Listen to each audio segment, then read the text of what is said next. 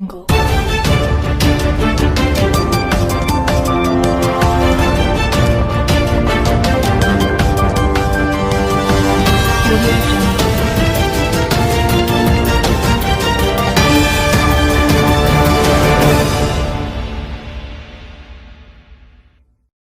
Jungle. निश्चित रूप से अभी भी गुंडागर्दी उतनी ही चरम सीमा पे है।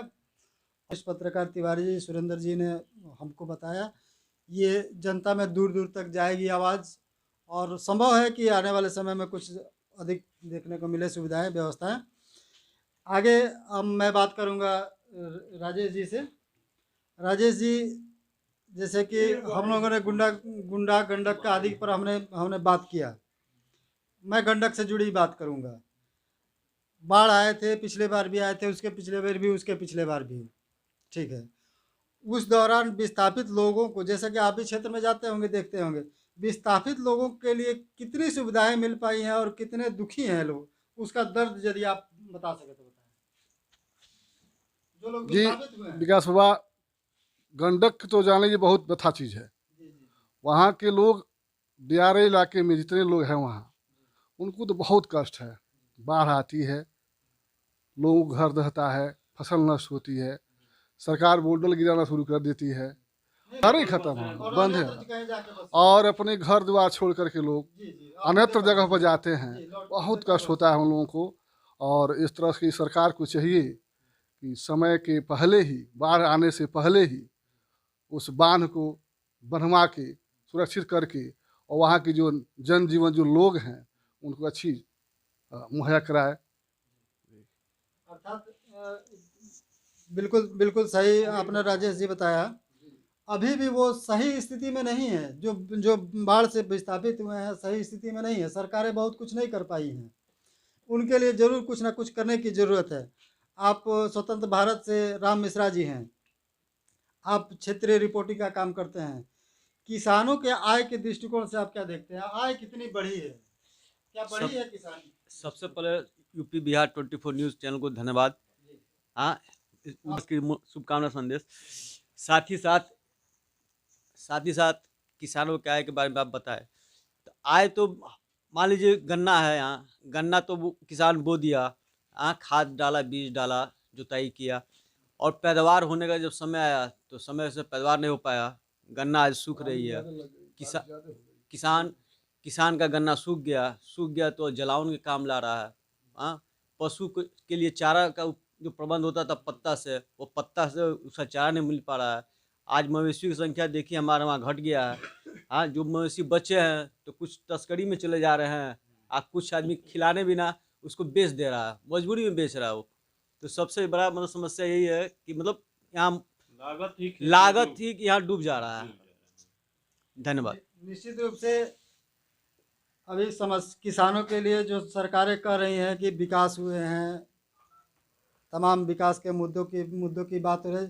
एक बात मैं यहाँ स्पष्ट करना चाहूँगा, पार्टी चाहे जो भी हो, सरकार चाहे जो भी, आज बीजेपी की सरकार है, बीजेपी की बात करते हैं तो बातें निखर के आती हैं सामने। तो ऐसा नहीं है कि हमारी सहानुभूति या किसी पार्टी से नहीं है, हमारी सहानुभूति सभी तमाम लोग इस समय चुनाव लड़ने की तैयारी में हैं, उनके साथ भी है। एक मुद्दा अभी हाल फिलहाल में निखर के आया है, मैं बात करूंगा, हिंदुस्तान अखबार से प्रतिनिधित्व करते हैं हमारे अमित जी।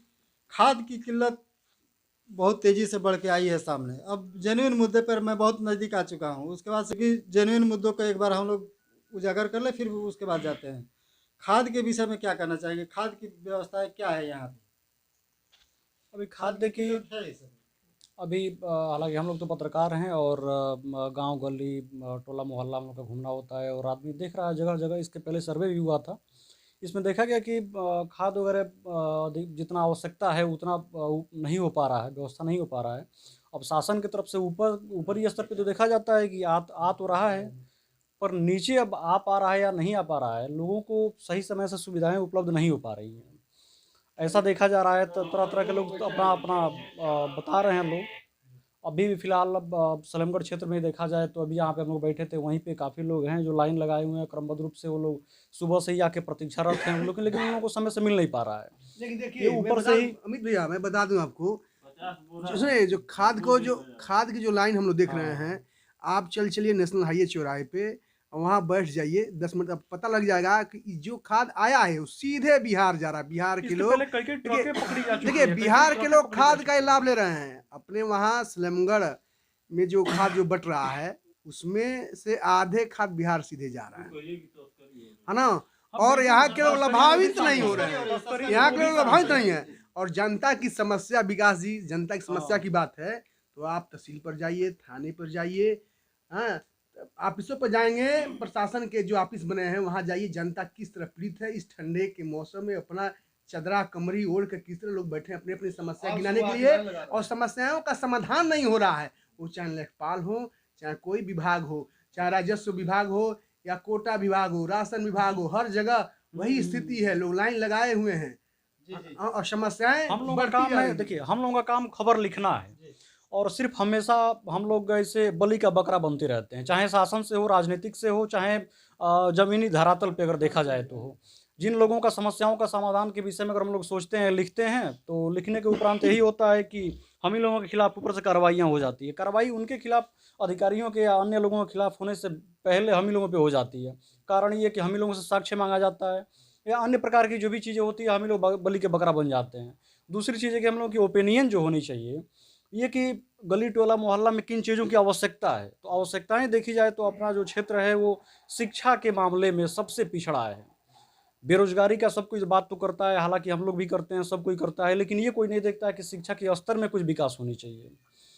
भारतीय जनता पार्टी की अपनी जो है इसका रूपरेखा जो भी है, अपना विकास बेहतर कर रही है। वो अगर बेहतर कर रही है तो लोग उसे सत्ता मिला रहे हैं उसे, हम लोग इस पर प्रश्न चिन्ह नहीं लगा सकते। लेकिन ये चीज़ें हैं कि महंगाई अगर देखी जाए तो महंगाई अगर है तो हम लोग भी दिख रहा है कि महंगाई है।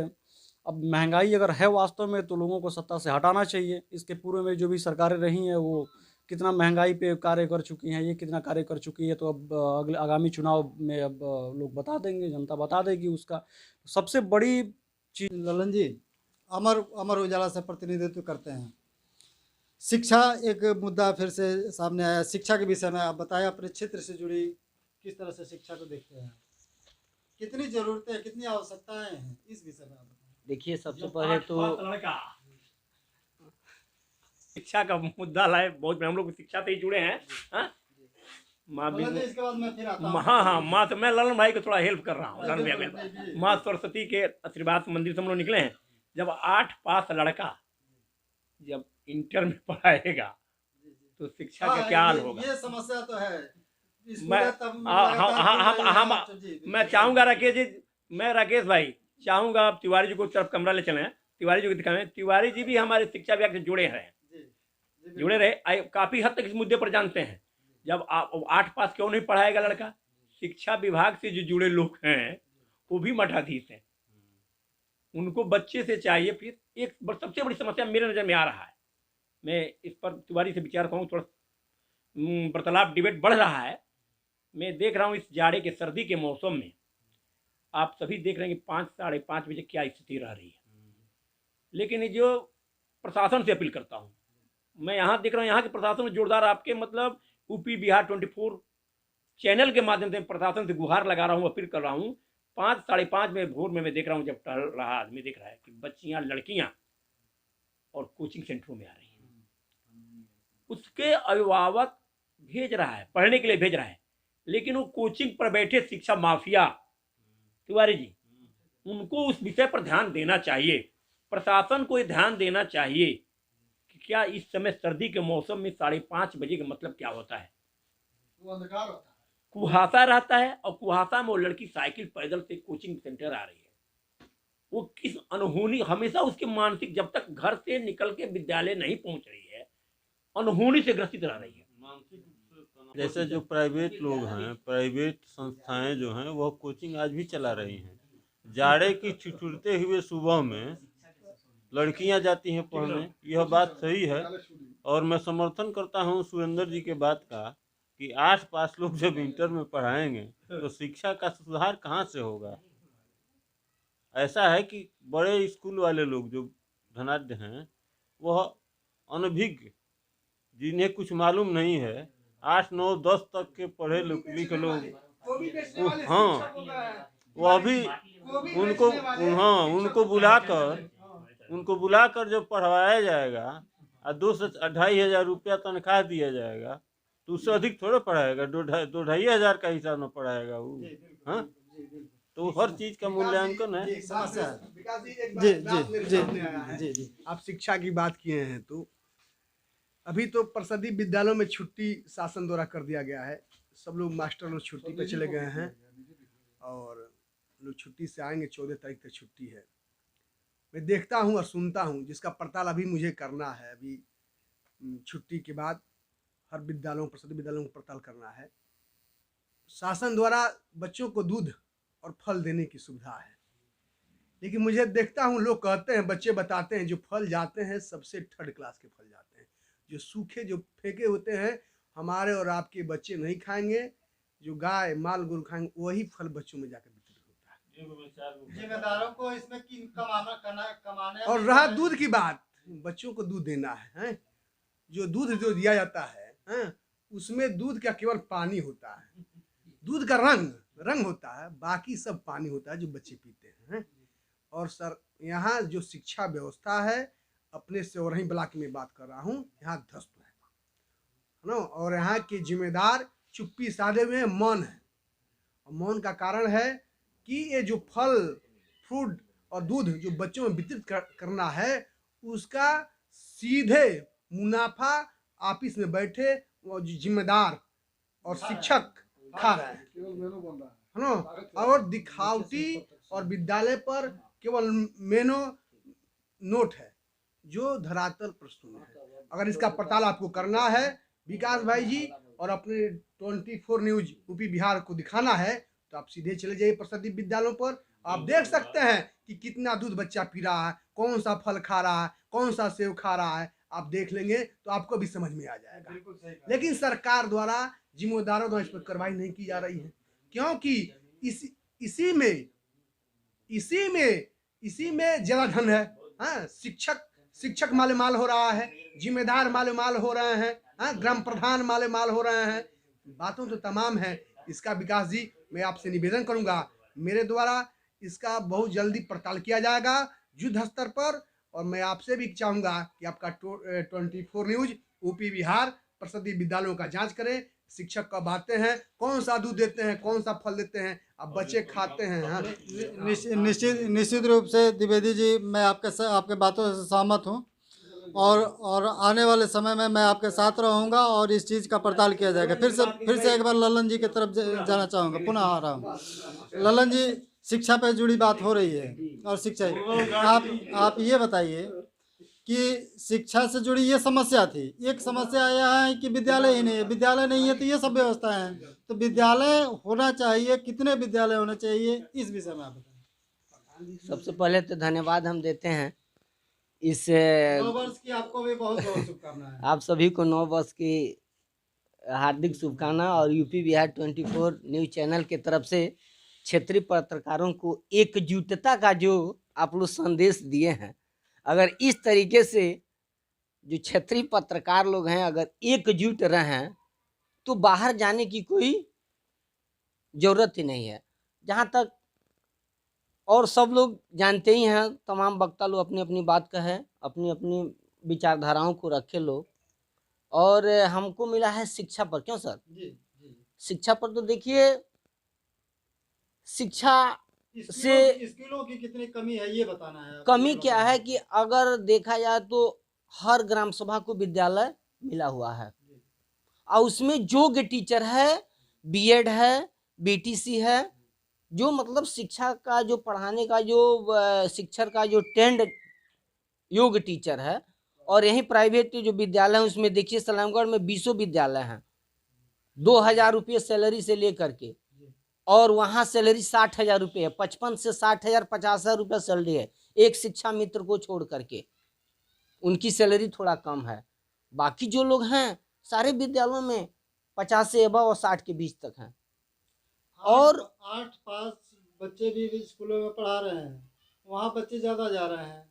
जी वहाँ देखिए, जबकि सरकार आपको निःशुल्क, यहाँ सरकारी विद्यालयों में निःशुल्क भोजन की व्यवस्था है, निःशुल्क फल की व्यवस्था, हर दिन का अलग अलग मेनू है। लेकिन प्राइवेट विद्यालयों में क्या हो रहा है, 1 साल के बाद दूसरे साल किताब का चेंज हो जा रहा है। हम गार्जियन हैं, हमारे 2-2 बेटियां मैं पढ़ाने को भेजता हूँ, मैं पैसे देते देते मजबूर हो जाता हूँ। ये फीस का सबसे देखिए, यहाँ फीस जितना शिक्षा नहीं है, एक तो विद्यालय का रजिस्ट्रेशन नहीं है। शिक्षा विभाग के जितने माफिया जुड़े हैं इस अपने क्षेत्र से जुड़े हैं, विद्यालय का कोई मानक नहीं है, न टीचर का मानक है, जो प्रिंसिपल है उसके पास डिग्रियां नहीं है। कैसे आप 2,000-2,500 में जो पढ़े हुए लड़के हैं उनको आप शोषण कर रहे हैं, एनर्जी का हरासमेंट दिलवा रहे हैं। बच्चों को मीट भात खिला रहा है नहीं, वहाँ देखिए शिक्षा के जो लोग हैं, कुछ लोग तो गार्जियन पढ़ा रहे हैं, बच्चों को कम पढ़ा रहे हैं, गार्जियन पढ़ा रहे हैं। यानी बच्चों को कम पढ़ाया जाए, गार्जियन को पढ़ाया जाए, हाँ, ताकि गार्जियन से बच्चा आए। और वहाँ ये सिस्टम है कि 1 साल दूसरे साल गार्जियन का जेब भारी पड़ जा रहा है, उसका बुक जो है चेंज कर दिया जा रहा है। कोई पहले यही सरकारी में जाएगी, फ्री व्यवस्था सरकार दे रही है, फिर भी लोग नहीं जा रहे हैं। तमाम विद्यालय तो अवैध रूप से चलाए जा रहे हैं। अवैध चला रहे हैं, उनके मानक ही नहीं। मैं आपको पहले बता चुका हूं, मानक के विपरीत चला रहे हैं सर। एक में पढ़ने वाले बच्चे, मेरे तरफ कैमरा जी। घुमा, एक में पढ़ने वाले के बच्चे, प्रथम क्लास में पढ़ने वाले बच्चे के पीठ पे जब 10 किलो का बोझा रहेगा जी, वो क्या पढ़ेगा, उसका कमर क्या होगा, क्या होगा जी, वो फोर्स में कहाँ जाएगा, वो तो लचक जाएगा विकास भाई। बिल्कुल लचक तो इसके लिए सुधार की आवश्यकता है। मैं चाहूँगा कि परिचर्चा पर विराम लगे, और मैं बहुत बहुत तहे दिल से भाई विकास जी, राकेश जी को धन्यवाद देता हूँ। 24 न्यूज़ हमारे डायरेक्टर राकेश खरवार जी के साथ, आपके साथ थे तमाम पत्रकार, स्थानीय पत्रकार सुरेंद्र द्विवेदी जी, अशोक तिवारी जी सहित तमाम पत्रकार यहाँ मौजूद थे। हमने आज देखा यहाँ की चर्चा परिचर्चा यहाँ की समस्याओं पर, आगे भी होती रहेगी, आगे भी ऐसा ही होता रहेगा। आप एक बार फिर आप देख रहे हैं यूपी बिहार 24 न्यूज़।